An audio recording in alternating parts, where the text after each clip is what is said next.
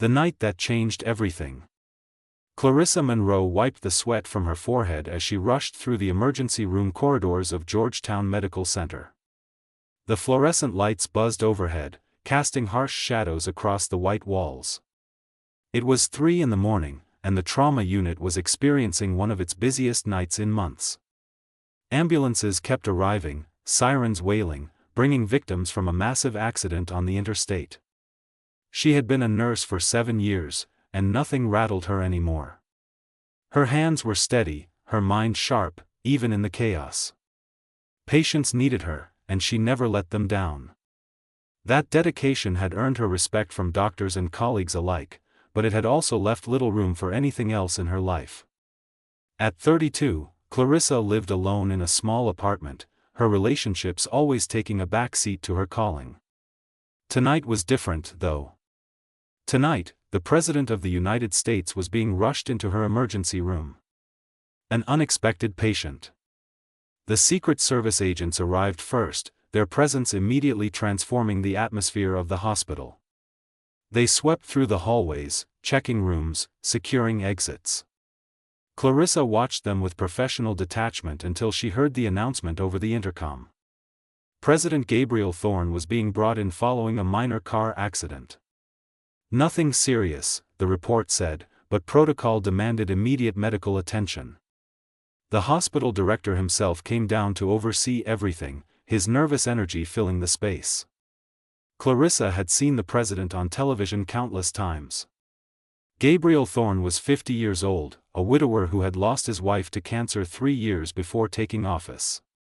He was known for his commanding presence, his sharp intellect, and the way he carried the weight of the nation on his shoulders. People said he never smiled anymore, that grief had hardened him into someone unreachable. When they wheeled him into the examination room, Clarissa was assigned to assist.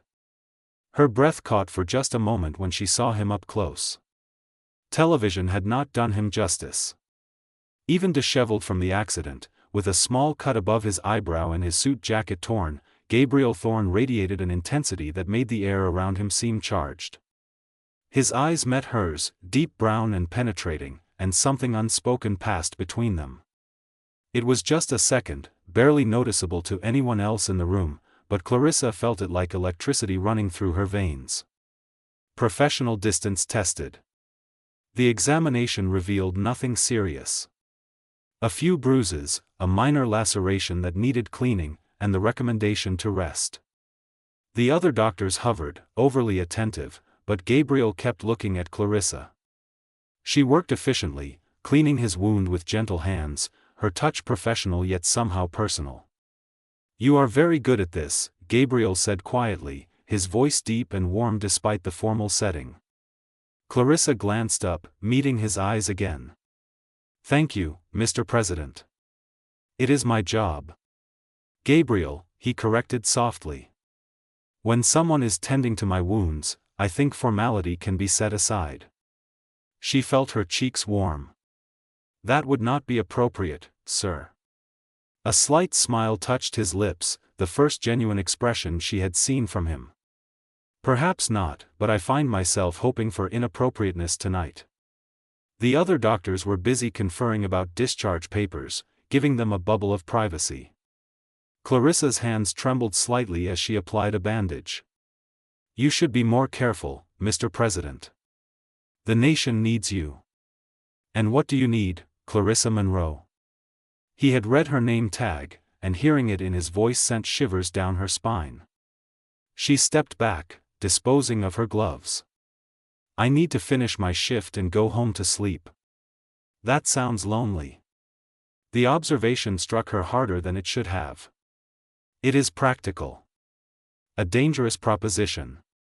2 hours later, after Gabriel had been officially discharged, Clarissa found herself alone in the break room, trying to process what had happened. She could not stop thinking about his eyes, his voice, the way he had looked at her like she was the only person in the room. A knock on the door made her jump. A Secret Service agent stood there, his expression neutral. "Miss Monroe, the president would like a word with you before he leaves." Her heart hammered. Is something wrong? Does he need medical attention? No, ma'am. He just asked to speak with you. Against her better judgment, Clarissa followed. They led her to a private room where Gabriel waited, now changed into fresh clothes his staff had brought. He dismissed the agents with a gesture, and suddenly they were alone. I wanted to thank you properly, Gabriel said, but there was something else in his eyes, something hungry and vulnerable at the same time. You already did, sir. Gabriel. He stepped closer.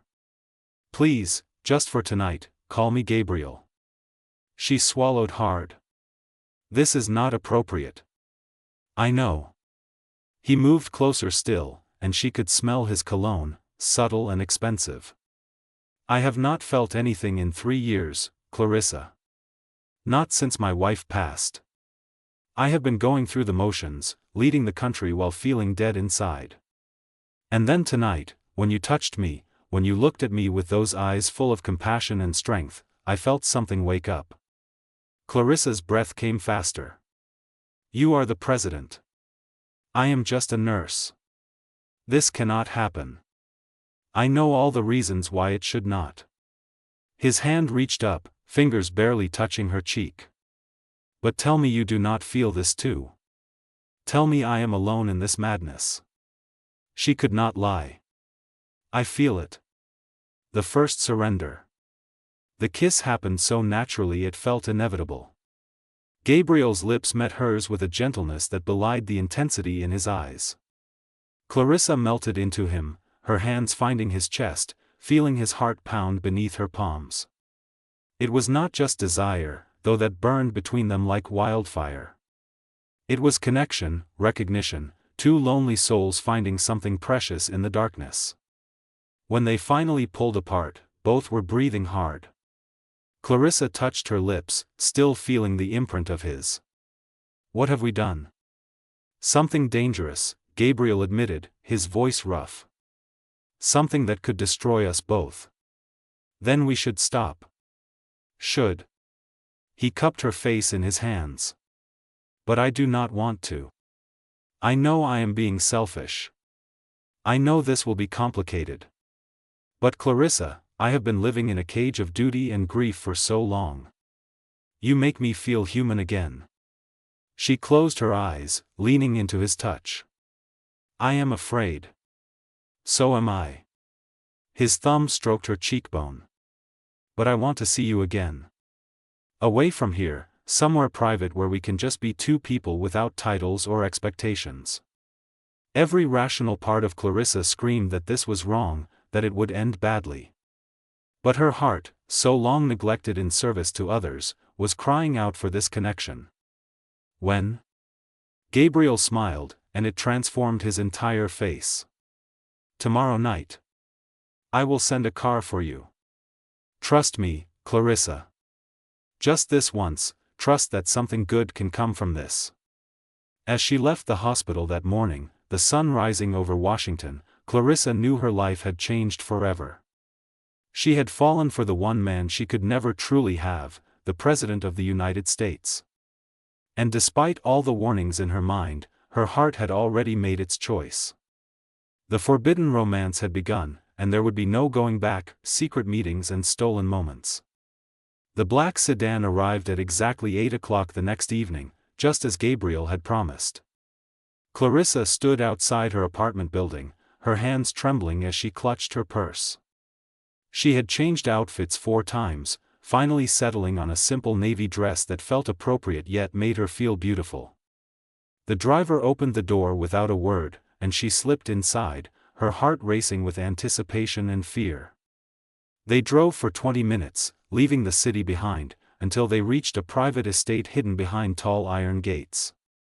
The house was elegant but not ostentatious, surrounded by gardens that glowed softly in the twilight. Secret Service agents were present but kept their distance, giving the illusion of privacy. Gabriel waited for her on the terrace, and when he saw her, his face lit up with genuine joy. He wore casual clothes, jeans and a button-down shirt, and looked more relaxed than she had ever seen him. You came, he said, relief evident in his voice. I almost did not, Clarissa admitted, accepting the glass of wine he offered. I spent all day convincing myself this was a terrible idea. And yet here you are. Here I am. She took a sip, trying to calm her nerves. Where are we? A friend's estate. He owed me a favor and understood the need for discretion. Gabriel gestured to the table set for two, candles flickering in the gentle breeze. I wanted somewhere we could talk without the world watching. Over dinner, they talked for hours. Gabriel told her about his life before politics, his marriage to Anne, the devastating loss that had hollowed him out. He spoke of the crushing loneliness of the White House, how every decision was scrutinized, how he had forgotten what it felt like to simply be himself. Clarissa shared her own story. Growing up in a working-class family in Philadelphia, putting herself through nursing school, choosing the emergency room because she thrived under pressure. She told him about the patients who stayed with her, the lives saved and the ones lost, how she poured all her passion into her work because it was the only place she felt truly needed. You are remarkable, Gabriel said softly, reaching across the table to take her hand. You give so much to others. Who takes care of you, Clarissa? The question brought unexpected tears to her eyes. No one. I learned early that I had to take care of myself. Not anymore. His grip tightened. I want to be here for you. I know how complicated this is, but I cannot walk away. Not now. The deepening connection. Over the following months, their relationship bloomed in the shadows. They met whenever Gabriel's schedule allowed, always in secret, always careful. Sometimes it was at the estate, other times in a secured apartment that became their sanctuary. Clarissa learned to navigate the constant security presence, the careful planning required for every encounter. Gabriel was different with her, unguarded in ways he could never be publicly. He laughed freely, shared his fears about leading the nation, admitted his doubts. With Clarissa, he was not the president. He was simply Gabriel, a man who had rediscovered joy and passion. Their physical connection was intense and tender. Gabriel approached her with a reverence that made Clarissa feel cherished. Be gentle, she had whispered that first night they made love, nervous about the intensity between them. But his touch had awakened something in her she had not known existed, a fire that burned brighter each time they were together. Clarissa fell deeply, helplessly in love. She knew the risks, understood that their relationship existed in a bubble that could burst at any moment. But when Gabriel held her, when he looked at her with those soulful eyes and told her she had saved him, all her fears seemed distant. The life-changing discovery. It was during a particularly exhausting shift at the hospital that Clarissa first noticed the symptoms.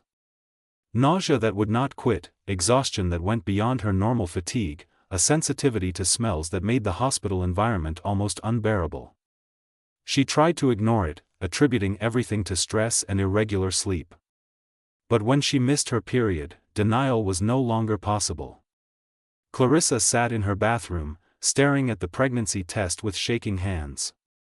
2 pink lines. Positive. Pregnant with the president's child. The implications crashed over her like a tidal wave. This was not just complicated anymore. This was potentially catastrophic. Gabriel's political opponents would destroy him. The media would tear her apart. Their secret relationship would be exposed in the worst possible way. She called Gabriel, her voice barely steady. I need to see you. Tonight. It is urgent. The concern in his voice was immediate. Are you hurt? Are you in danger? No, just please. I need to see you. The moment of truth. When they met at their apartment that evening, Clarissa could barely look at him. Gabriel took her hands, his face creased with worry. What is wrong? You are scaring me. I am pregnant, Gabriel. The silence that followed felt eternal. Gabriel's face went through a series of expressions, shock, disbelief, and then something that looked almost like wonder. You are certain? She handed him the test. I took 3. They are all positive. He stared at it, his hands trembling. When he looked up, tears glistened in his eyes. A baby. Our baby. Gabriel, this changes everything. Your career, your presidency, everything you have worked for could be destroyed. I do not care. His voice was fierce, pulling her into his arms. Do you hear me, Clarissa? I do not care about any of that. You and this baby, you are what matter. She wanted to believe him, but fear gnawed at her. You say that now, but when the pressure comes, when your advisors and the party leadership start pushing you to distance yourself from us, will you still feel the same way? Yes. He cupped her face, forcing her to meet his eyes. I love you, Clarissa Monroe. I should have said it before, but I love you with everything I am. And I will protect you and our child, no matter what it costs me. When the walls close in. For a few weeks, they tried to maintain normalcy, but the secret was too big to contain. Someone in Gabriel's inner circle noticed his absences, started asking questions. Tabloid photographers began following Clarissa, though she did not realize it at first. The whispers started on social media, vague speculation about the president's private life. Then the story broke. A political blog published photos of Gabriel and Clarissa together, grainy images taken with a long-range lens. Within hours, every major news outlet picked it up. President Gabriel Thorne's secret relationship with a nurse. Speculation about how long it had been going on.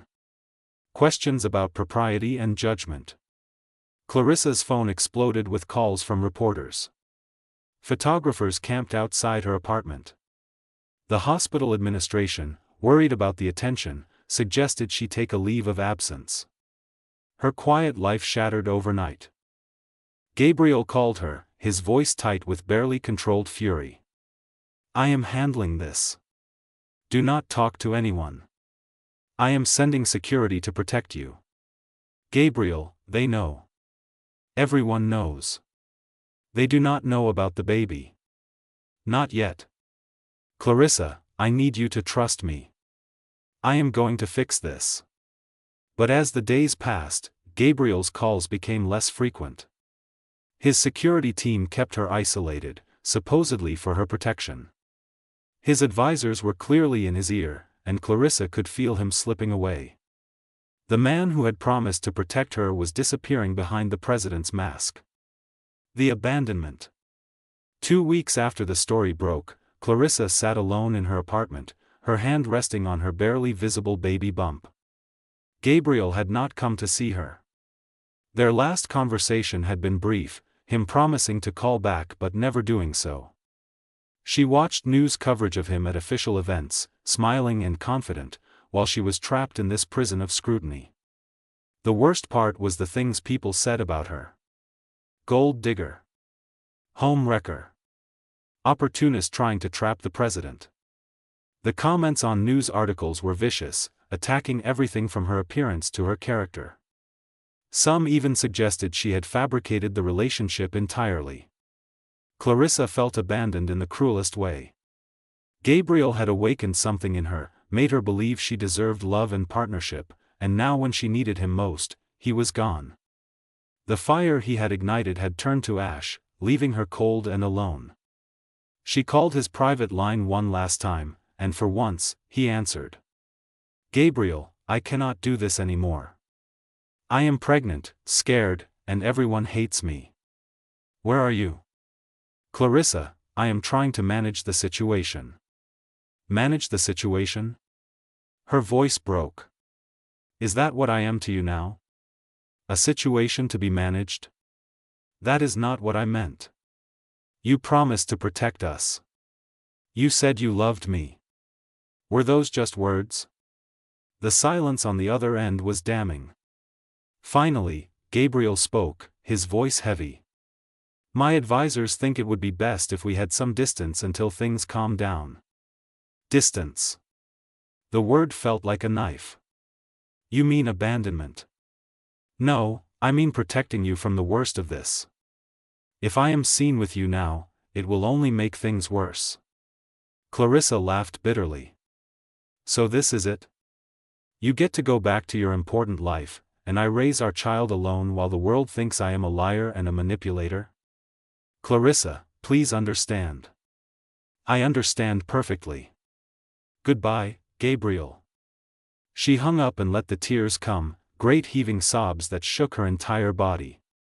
The man she loved, the father of her child, had chosen his career over her. She was truly alone, facing the biggest challenge of her life without the one person who should have been standing beside her, the breaking point. Gabriel Thorne sat in the Oval Office, surrounded by his senior advisors, but he heard nothing they said. For 3 days, he had not spoken to Clarissa, and the silence was destroying him. He stared at his phone, wanting to call her, but every time he reached for it, another advisor would present another crisis that demanded his attention. "Mr. President, you need to make a statement," his chief of staff insisted. "The story is not going away. Some are suggesting you deny the relationship entirely." Gabriel's head snapped up. "Absolutely not.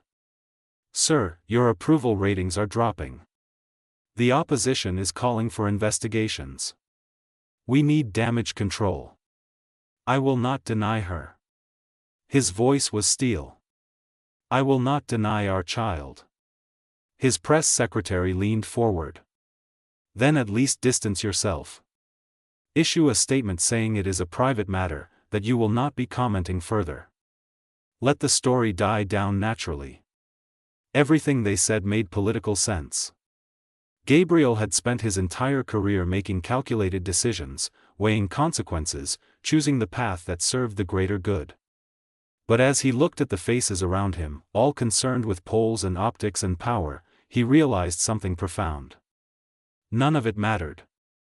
Without Clarissa, without the life growing inside her, he was back to being the hollow man he had been before she walked into that hospital room. She had given him purpose beyond politics, shown him that he was more than his title.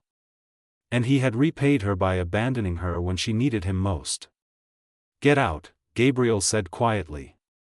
His advisors looked confused. "Sir? Get out of my office.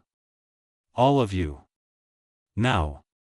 They filed out, exchanging worried glances. When the door closed, Gabriel grabbed his phone and called Clarissa. It went straight to voicemail.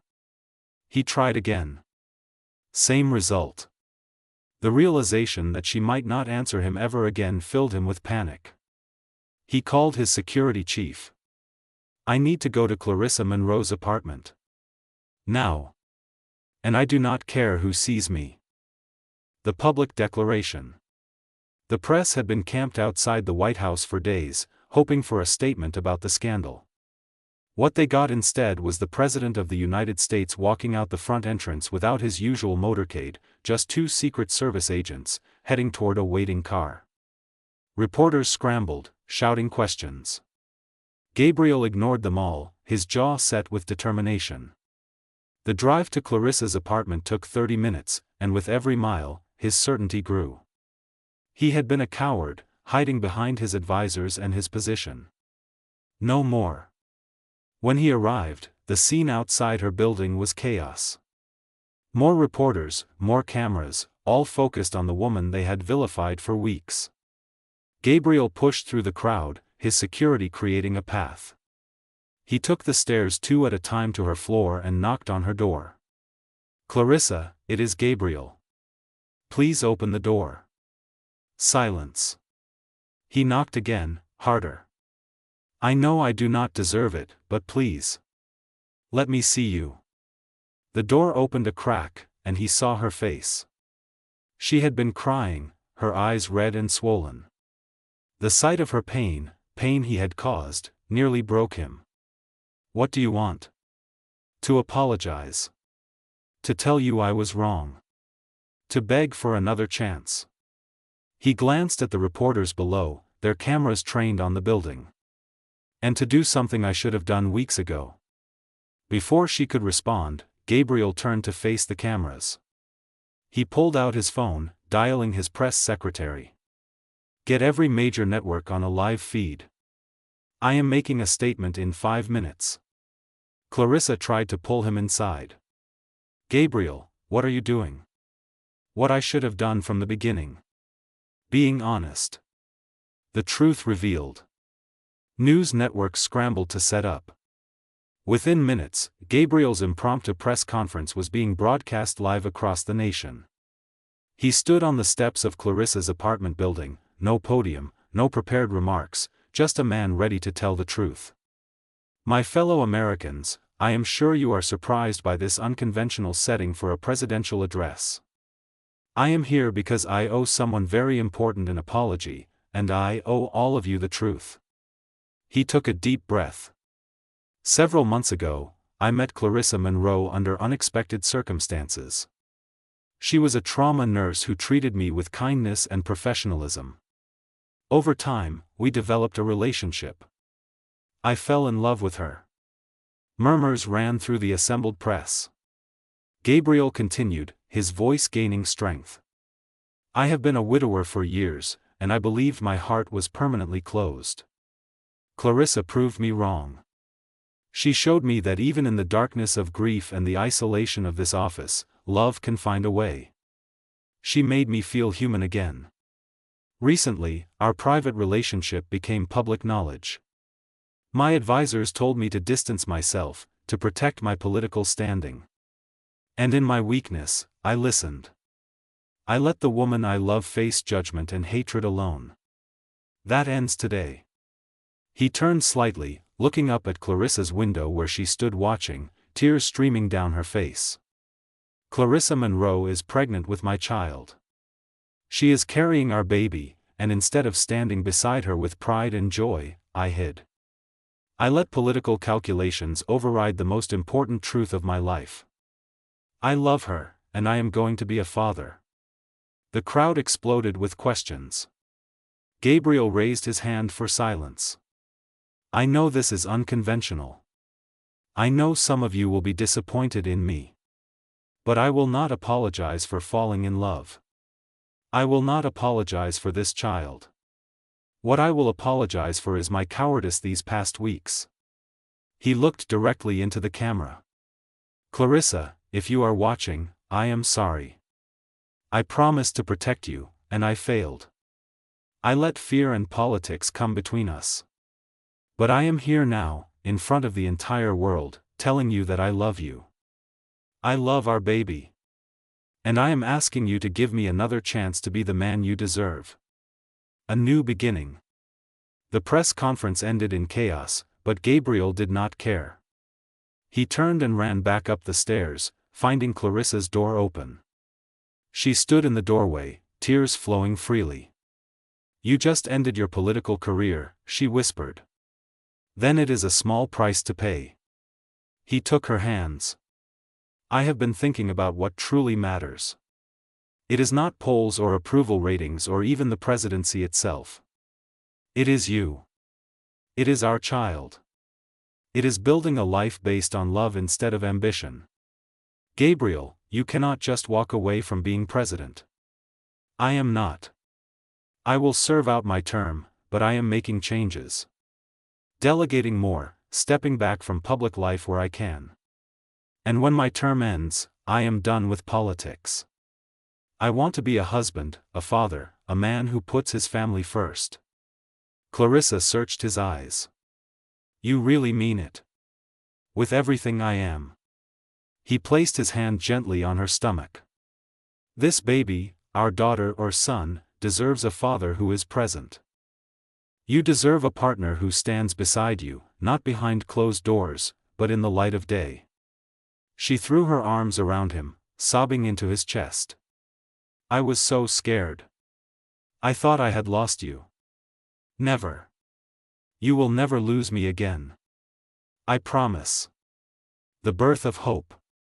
7 months later, Clarissa gave birth to a healthy baby girl. Gabriel was there for every moment of labor, holding her hand, coaching her breathing, his face a mixture of terror and wonder. When the baby finally arrived, her first cries filling the delivery room, Gabriel wept openly. She is perfect, he breathed, as the nurse placed the tiny infant in Clarissa's arms. "She looks just like you." They named her Hope, because that was what she represented. A new beginning, a future built on love rather than politics. Gabriel kept his promises. He completed his presidential term but declined to run for re-election, despite pressure from his party. He focused on being present, attending every doctor's appointment, every ultrasound, preparing the nursery in the private residence with his own hands. The public's reaction was mixed, but surprisingly, many people were touched by his honesty and his choice to prioritize family. His approval ratings actually climbed after his declaration, as people responded to his authenticity. Forever after. On a warm spring day, surrounded by close friends and family, Gabriel and Clarissa were married in a private ceremony at the same estate where they had their first real date. Hope, now 6 months old, was held by Clarissa's mother during the ceremony, occasionally cooing as if adding her own blessing to the union. Clarissa wore a simple white dress, her happiness radiating from every pore. Gabriel could not stop smiling as he slipped the ring onto her finger, his vows bringing tears to everyone present. "You taught me that power means nothing without love. You showed me that the strongest choice is to be vulnerable. You gave me a reason to be better, not for the polls or the history books, but for you and our daughter. I promise to spend every day of my life proving I am worthy of the gift you have given me." When they kissed, sealing their commitment, the small gathering erupted in applause. As they walked back down the aisle hand in hand, Clarissa leaned close to Gabriel. "I love you, Mr. President." "Former President," he corrected with a grin. "Now I am just Gabriel, your husband." Just Gabriel sounds perfect. They moved to a home in Virginia, away from the intensity of Washington but close enough that Gabriel could still work on the charitable foundation he had established. Clarissa returned to nursing part-time, finding a position at a local clinic where she could make a difference without the crushing hours of emergency medicine. Their life was not glamorous or headline-making anymore, but it was rich with the things that truly mattered. Morning walks with Hope in the stroller, quiet dinners at home, nights spent in each other's arms without the weight of the world pressing down. Gabriel learned to change diapers, to soothe a crying baby at 3 in the morning, to find joy in the mundane moments of family life. The intensity that had made him a powerful leader now focused entirely on being a present husband and father. The fire that never dies. Years passed, and their family grew. 2 more children followed Hope, a son named Thomas and another daughter named Anne, after Gabriel's first wife. Clarissa had worried about that choice, but Gabriel assured her it was important to honor the past while celebrating the present. The fire that had awakened between them that first night in the hospital never dimmed. Even after years of marriage, even with the chaos of 3 children, Gabriel and Clarissa maintained their deep connection. He still looked at her the way he had when she first touched his wounded face, with wonder and desire. She still felt her heart race when he walked into a room. "Do you ever regret it?" Clarissa asked him one evening as they sat on their porch, watching the sunset after putting the children to bed. "Giving up the presidency, the power, all of it?" Gabriel pulled her closer, kissing her temple. "Not for a single second. I was lost before you, Clarissa. Empty and alone despite being surrounded by people. You filled that emptiness with love, with purpose. You gave me a real life. I was afraid that first night," she admitted. "When you asked me to be gentle. I thought the intensity between us would consume me." He smiled, remembering. "And instead? Instead, your touch awakened something beautiful. A fire that still burns." They sat in comfortable silence, hands intertwined, watching the stars emerge. The president and the nurse had become simply Gabriel and Clarissa, partners in the truest sense, building a life based on love and mutual respect.